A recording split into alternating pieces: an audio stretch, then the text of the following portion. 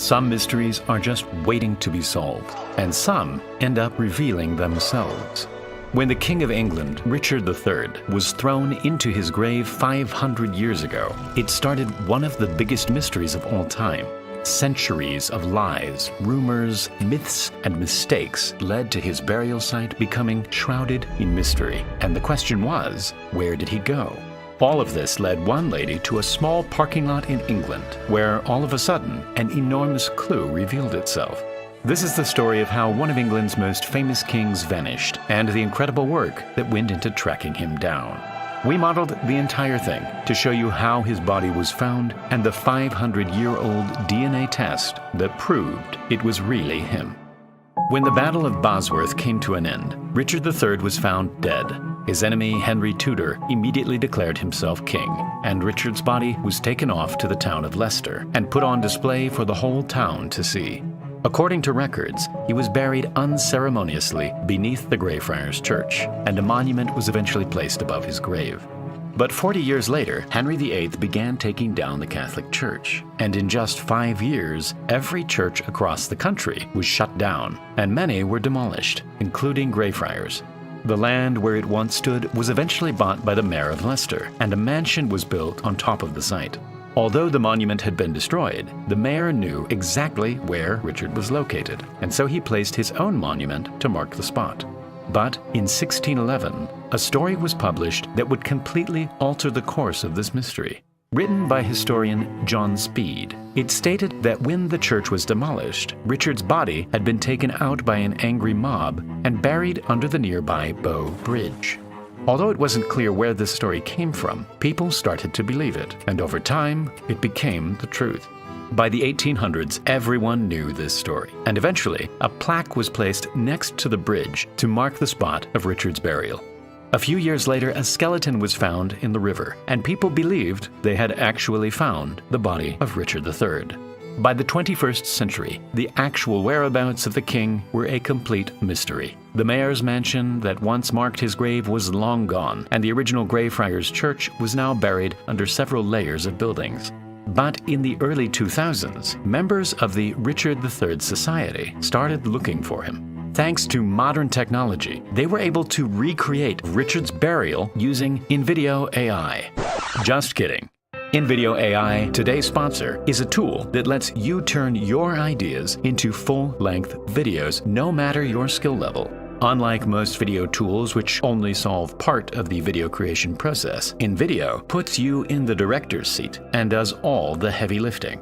Just focus on your vision and type in the prompt. InVideo will create the first draft of your video in just a few minutes. After that, you can fine-tune the video using edit commands. Its capabilities are endless, and you can even get it to clone your voice and do the narration for you. With InVideo as your creative partner, the possibilities are truly endless. You can try InVideo AI for free using the link in the description. This will save you hundreds of dollars that you would otherwise spend on editing, animating, and other production costs. In order to find Richard III, the search team had to go back through the history books and figure out what really happened after he was buried. They started looking into John Speed's story of Richard being buried under the bridge, and that's when they came across something really interesting. John had traveled to Leicester in 1611 to look for Richard's grave and to make a detailed map of the city. But when he got there, all he found was an overgrown field and no monument. The search team took a closer look at his map, and they realized that the Greyfriars Church had been drawn in the wrong location, and it had actually been drawn in the location of the Blackfriars Church. Speed had clearly gone to the wrong church, and that's why he didn't find a grave. If he had gone to the right place, he would have come across the mayor's mansion with a monument marking where Richard lay. Since he hadn't found a grave, he invented the story of Richard being buried under the bridge. This was most likely inspired by the real story of a local priest who actually was dug up and thrown in the river years before. All of this proved that Speed's story was actually false, and the team could focus their efforts on looking for the Greyfriars Church. But any evidence of the church had long since been covered by buildings, and so finding it would be a huge challenge. The earliest map that showed any detail was from 1741, and it showed the Greyfriars area, which at that point contained the mayor's mansion and the surrounding gardens. The monument that once marked Richard's grave would have stood somewhere in this area.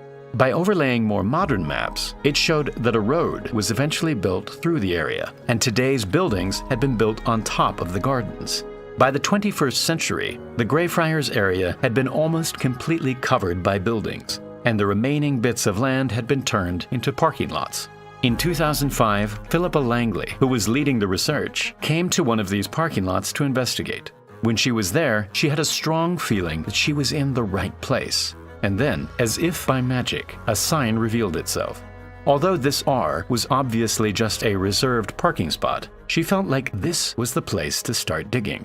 And so, several years later, a team of archaeologists led by Philippa finally got permission to dig. But they only had enough money to dig up a fraction of the parking lot, and so they had to be very efficient. Churches were typically positioned from east to west, and so they planned to dig 3 trenches that would hopefully overlap with part of the church.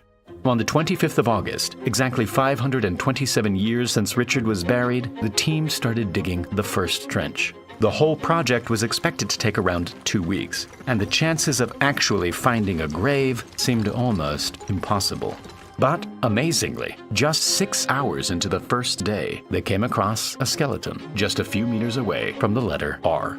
It had major damage to the skull and a uniquely curved spine. Richard was often referred to as a hunchback, with one shoulder being higher than the other. This curved spine and the damage to the skull was a big sign that they had just found Richard III. But in order to really prove it was him, the team had to use every modern technique imaginable. One method was to take DNA from the skeleton and see if it matched with a known descendant of Richard III.